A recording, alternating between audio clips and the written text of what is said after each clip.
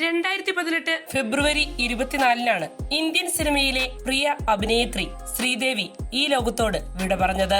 ഇപ്പോഴിതാ അമ്മയുടെ മരണത്തിന് പിന്നാലെ തന്റെ കുടുംബം ഒരുപാട് വേട്ടയാടപ്പെട്ടുവെന്ന് ശ്രീദേവിയുടെ മകളും നടിയുമായ ജാൻവി കപൂർ വെളിപ്പെടുത്തിയിരിക്കുകയാണ്.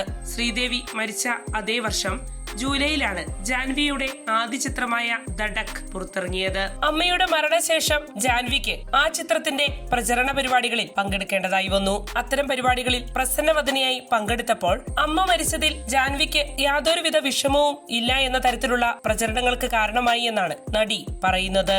അമ്മയുടെ മരണശേഷം താനും സഹോദരി ഖുഷിയും അനുഭവിച്ച വേദന പൂർണ്ണമായി പ്രകടിപ്പിക്കാൻ പോലും സാധിച്ചില്ലെന്നും താരം കൂട്ടിച്ചേർക്കുന്നു. ഞങ്ങൾ അനുഭവിച്ചത് എന്താണെന്ന് ആർക്കും മനസ്സിലാക്കാനാകുമെന്ന് ഞാൻ കരുതുന്നില്ല. ഞാനും എന്റെ സഹോദരിയും ഞങ്ങളുടെ തകർച്ച മറ്റുള്ളവരെ കാണിച്ചിട്ടില്ല. അതുകൊണ്ട് തന്നെ ഞങ്ങളെ ചെളി വാരി അറിയാമെന്നും ഞങ്ങൾ യഥാർത്ഥ മനുഷ്യരല്ലെന്നും ആളുകൾക്ക് തോന്നി, ജാൻവി പറഞ്ഞു.